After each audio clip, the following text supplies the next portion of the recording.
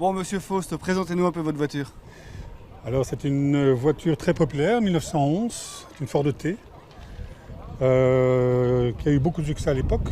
C'était une voiture qui a été construite à 16 millions d'exemplaires, qui était au départ donc fabriquée à la main, pièce par pièce. Avec le temps, s'est améliorée, puis finalement est devenue une voiture un peu du style les temps modernes. Au départ, elles étaient... il y en a eu quelques-unes qui ont été de cette couleur-là. Et après ça, bon, justement, parce que l'uniformité, la quantité devait sortir, donc ils ont toutes décidé de les faire en noir, parce qu'ils les peignaient, ils les mettaient à l'extérieur, le temps de les mettre à l'extérieur, elles étaient sèches. Ça, c'était une anecdote pour la couleur. Par contre, il faut aussi savoir que cette voiture, elle a fait des milliers de morts, parce qu'au moment où on la met en route, bien, la voiture, elle avance.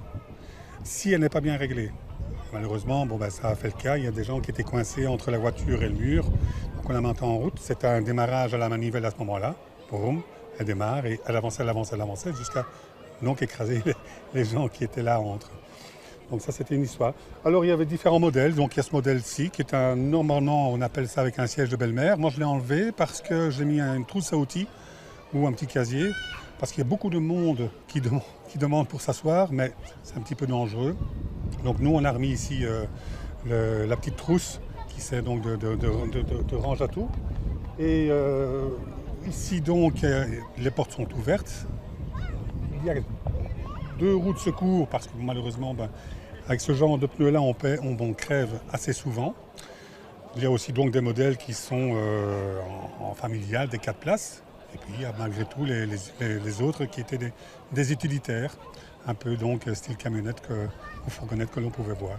Alors ça démarre comment et ça roule comment et quelles sont ses performances? Alors ça démarre comment? Normalement ici ça devrait démarrer avec la manivelle. On a un petit peu fiabilisé, on a remis un démarreur dessus parce que bon, avec le temps, les années, les épaules ou quoi que ce soit, c'est un peu dur. Mais enfin bon, elle démarre de toute façon à la manivelle.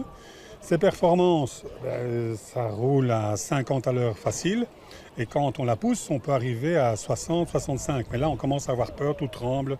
Donc là, on s'inquiète.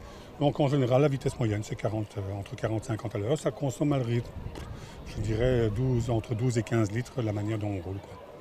Donc c'est pas fait pour beaucoup de... En tout cas, actuellement, c'est pas fait pour de longs voyages. Mais une journée comme aujourd'hui, où on a fait 80 km, avec un soleil magnifique, c'est très très agréable.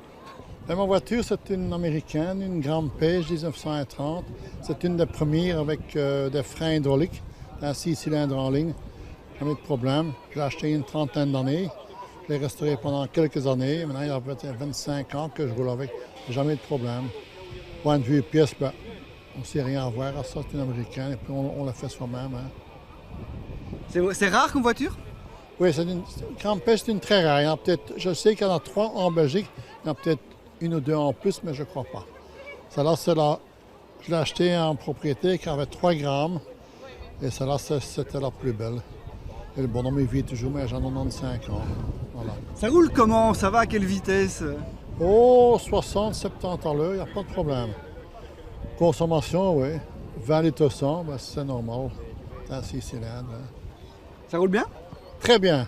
C'est une 3 vitesses, frein hydraulique, pas de problème avec. Conduite à droite, mais enfin, on s'habitue.